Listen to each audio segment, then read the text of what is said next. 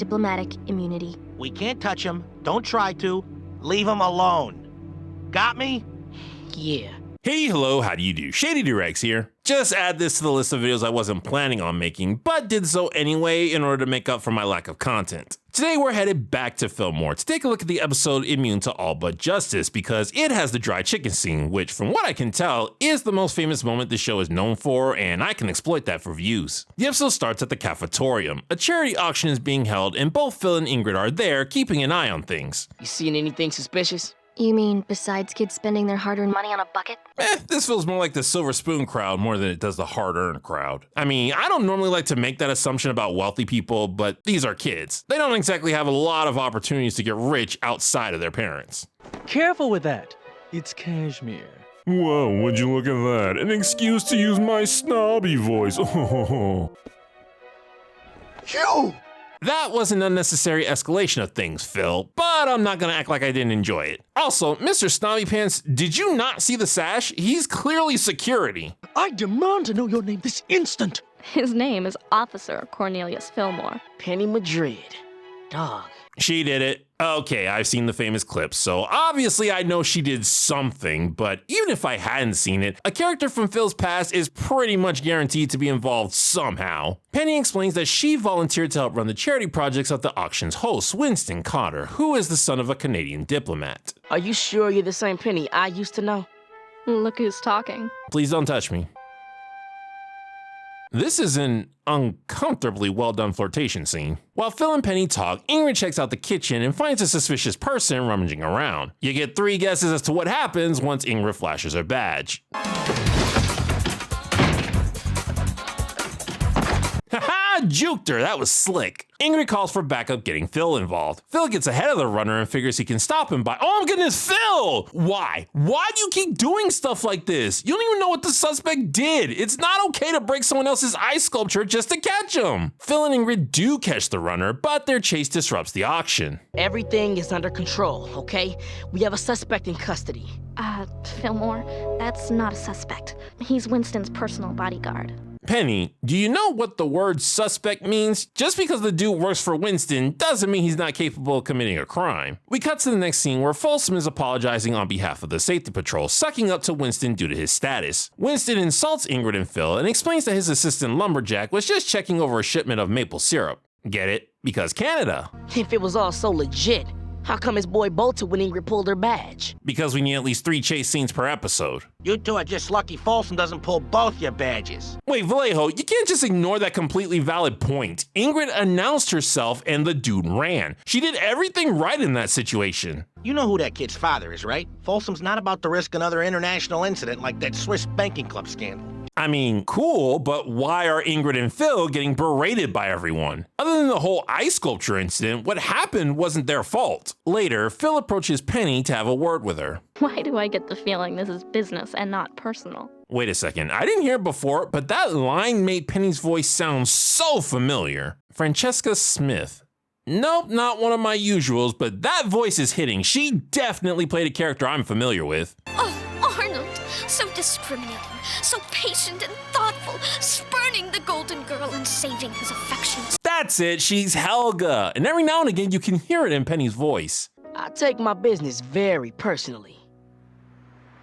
So, what can you tell me about Winston Cotter? Phil just admitted that he doesn't actually want to talk to you, Penny. He just wants dirt. And you accepted that. I mean, I want to say that's either the sign of a good friend or an enabler, but because I know what's coming, I can tell that rather than character development, this is actually foreshadowing. Phil tries to see if Penny has noticed anything suspicious going on with Winston. Penny testifies that Winston is pretty much a saint, importing maple syrup products and using them to raise money for charity. You know, because Canada. She also adds that Winston helped her get on the right side of the law, so she couldn't possibly believe he's guilty of a crime. And you're sure about that? Fillmore. I told you about touching me. Later, Vallejo tells Phil and Ingrid that if they want to investigate Winston, they have to do it by going through proper channels, which means making requests via paperwork and waiting for responses. If we really want to find out what Winston Cotter is up to, we're gonna have to do a lot more than write some letters. Vallejo's not saying you can't do more, Ingrid. He's saying to start with the letters. You want to do more? You can start by helping O'Farrell sort through the 300 counterfeit baseball cards he confiscated this morning. First of all, Vallejo, that response made no sense to what Ingrid was saying. You again ignored the point to make a crack. Second, oh look, a gun on the wall. I wonder if it'll go off anytime soon. Winston Cotter has total diplomatic immunity in this school. You know what that means? Countries send people to other countries to live and represent them when needed. They are immune to the laws of the land. You think you're funny, don't you, Ingrid? Phil and Ingrid continue their investigation, but do so from a distance of Winston. Did they find anything on him when they searched him at headquarters? No. Wait, did that happen? Haha, juked her, that was slick. OM goodness, wow. Like legit, even on my second viewing, I didn't notice that the dude ran into a room where he could have stored something. I thought he did it purely for the juke. Also, nice organic way of using Ingrid's photographic memory. So much better than announcing to the audience that she has it. Phil and Ingrid search the trash room and find a suspicious violet liquid. Did Lumberjack really not go back and retrieve that thing? I figured whatever he left there would be gone by now. The two take the vial to Tahama, who identifies it as printing ink. When she says one of its potential purposes is for making cards, Phil comes to a realization. He compares what's in the vial with the ink on the counterfeit baseball cards O'Farrell was examining. Crackers. It's a perfect match. So now we know what game Winston Cotter is playing. Counterfeit baseball cards. O'Farrell mentions that even with everything they found, the safety patrol still can't go after Winston. Now at this point, my thought process was, hey, they have evidence and they're aware of potential counterfeiting. They can start keeping an eye on Winston without him knowing they're onto him. This is what Phil and Ingrid decide to do. Hey, Winston. Thought you might want this back.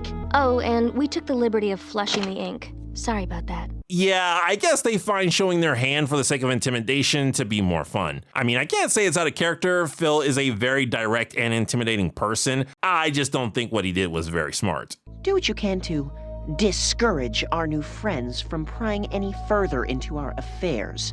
Later, we see Phil and Ingrid having a discussion about their next move. If we go after Winston, we go at it alone. There's no choice.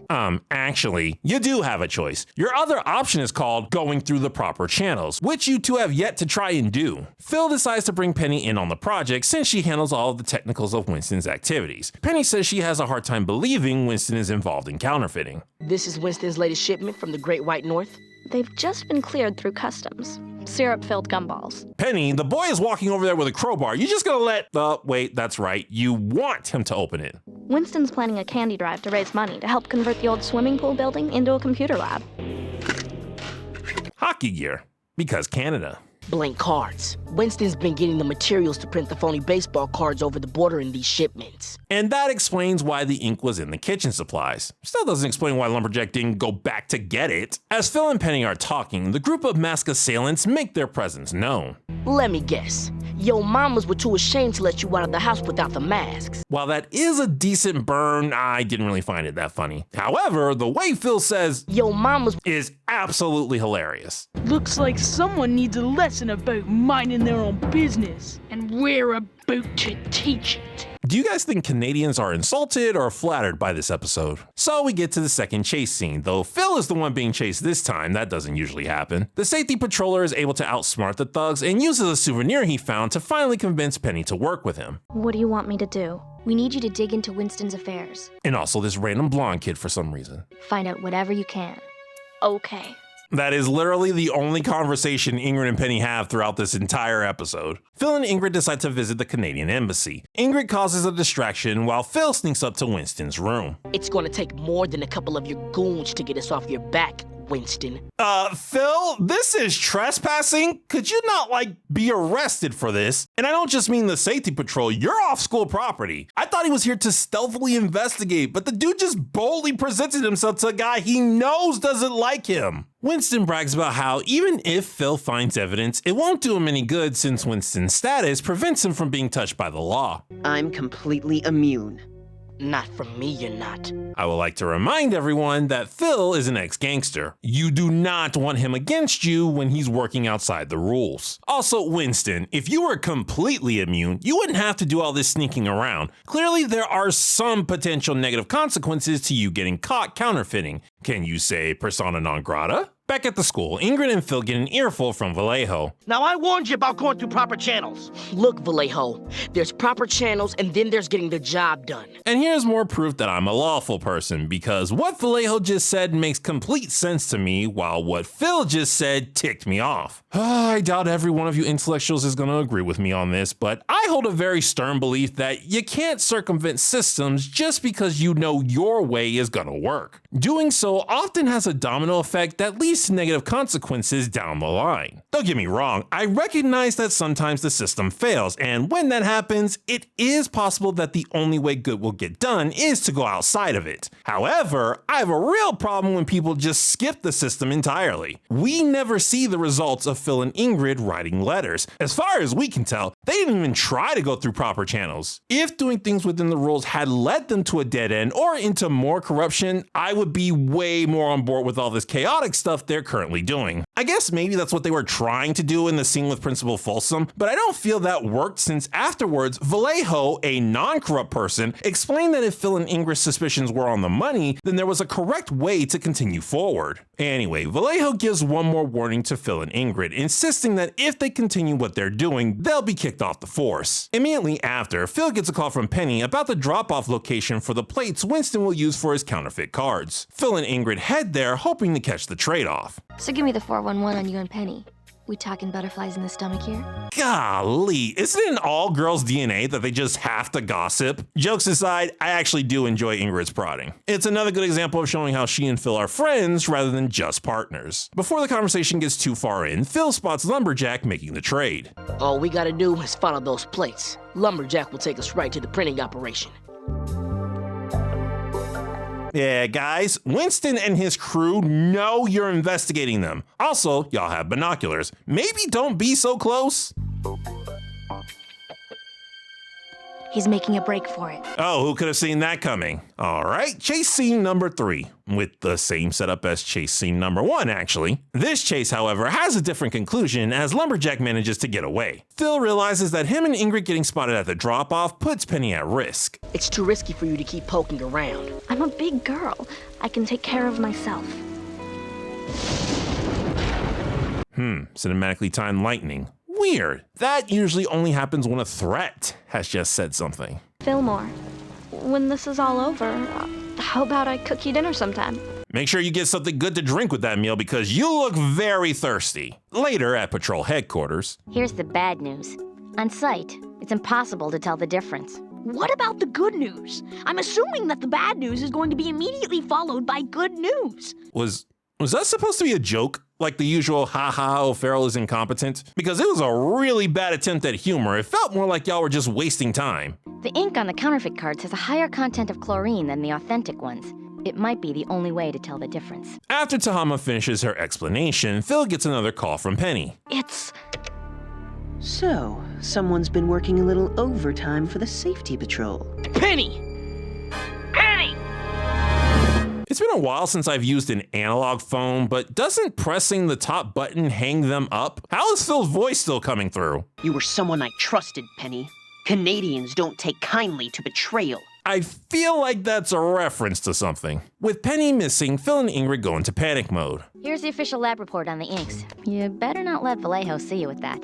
Forget Vallejo. Fillmore's got a friend out there. I know the show is trying to say good guys are gonna good guy, but let's not pretend Phil and Ingrid are suddenly willing to break the rules just because a friend is in trouble when they've been doing that all episode. So according to this, that ink that Lumberjack tried to ditch didn't contain any chlorine at all. Well, okay, I guess that means you guys were wrong and Winston was innocent all along. The chlorine must have gotten into the ink during the actual printing process. The old swimming pool building. Right, yep, that's the conclusion I was coming to as well. At first, I didn't really like this reveal. It felt like Phil and Ingrid were backed into a corner and luck had to pull them out. However, on a rewatch, I found that a couple of hints were scattered throughout the episode. We saw Tahama mention the chlorine earlier, and Penny let it drop that Winston was involved with the closed down pool. Penny's comment in particular is really well delivered foreshadowing, considering it's revealed while Phil is looking at other evidence and while the cinematography is distracting you with hockey goons. Where do you two think you're going?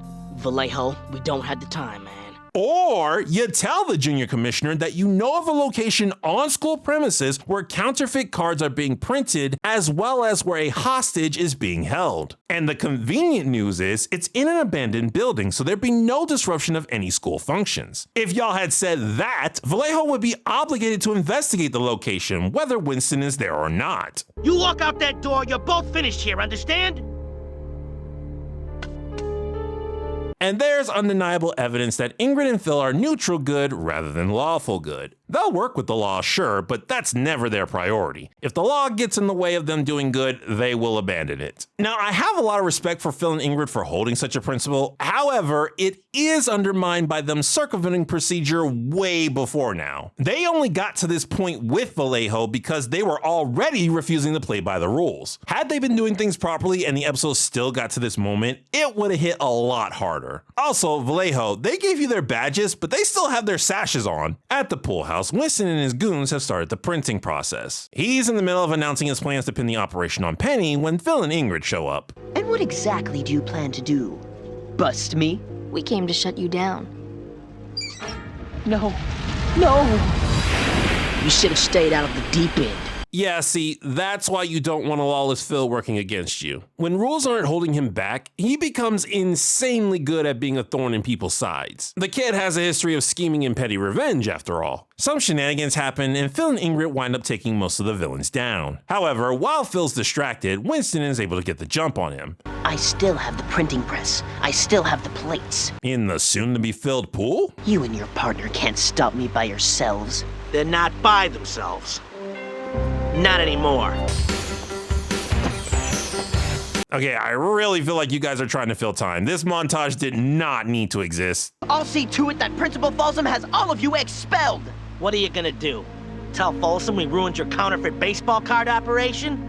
He could lie, dude. Like he's been doing? You said it yourself. Folsom doesn't want an international incident. Regardless if Winston is guilty or not, all he has to do is complain about the safety patrol harassing him. Not to mention, you guys just tainted, if not completely destroyed all the evidence. The one thing that could have possibly put Folsom on your side. We may not be able to officially bust you, but you cause any more trouble in this school, the entire safety patrol is going to turn your life into a nightmare from which you will never wake.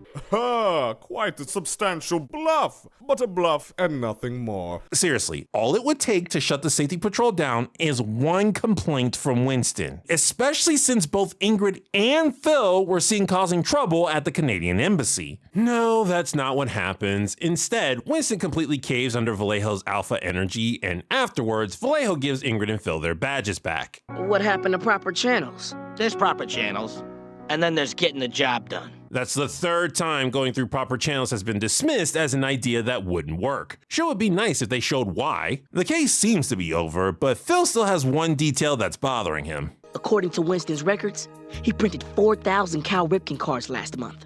They're still missing. Phil notices the time and realizes he's got to jet. And here we go, peeps. The moment you've all been waiting for. You don't have any idea where Winston might have stashed 4,000 counterfeit baseball cards? No more talk about Winston. Girl, if you don't keep your hands to yourself. Anyway, I'm sure those cards will turn up sooner or later. 4,000 Cal Ripken cards aren't gonna just disappear. Who said they were Cal Ripken cards? Well, what do you mean? Ooh, she's in trouble. I said there were cards missing. I never said a player. I never even said a team. That slip-up isn't really fair to the audience. We came at the end of the conversation, so we wouldn't know Phil never mentioned the player.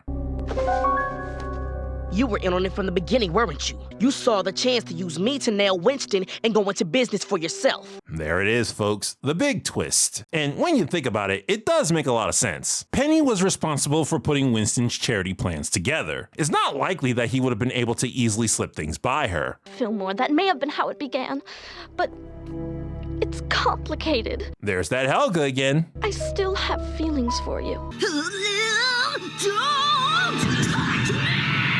Can't you look the other way? Just this once. Wait, look the other way? You're not asking him to forgive you, just excuse you? I'm not going out like that. Not for you. Not anymore. Be at HQ first thing in the morning.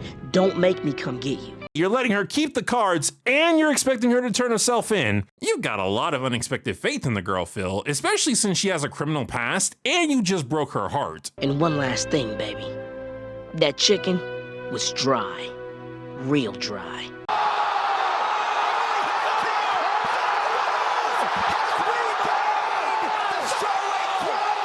Now, you might think Phil just said that to be hurtful, but if you look at their dishes from earlier, Phil barely touched his food. This is a black kid eating chicken, it's okay, I can say that, who was established to have the appetite of a teenager, and there's still a ton of meat on that plate. I truly believe Penny's chicken was indeed dry.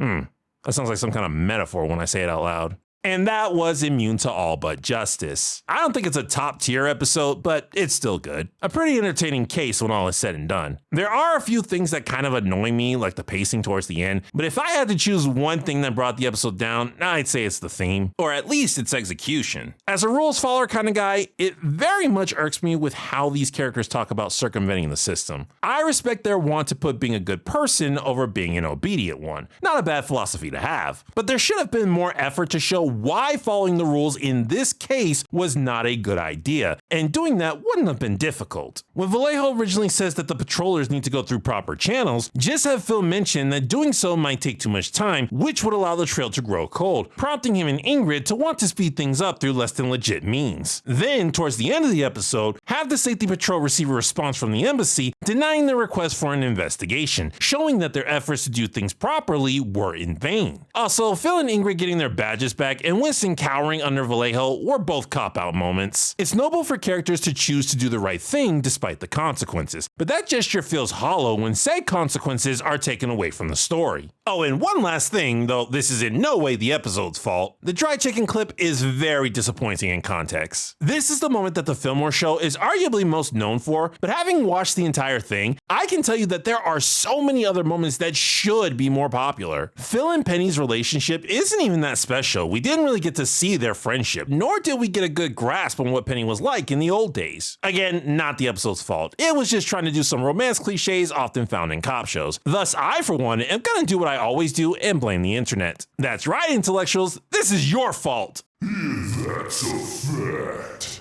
Even with all that though, it's not like I didn't have fun with this episode. Could it have been better? Sure. But it still does a decent job of showing where Phil and Ingrid stand when it comes to their own moral philosophies. They may uphold the law, but if pushed, they'll choose to do what they believe is right over following orders.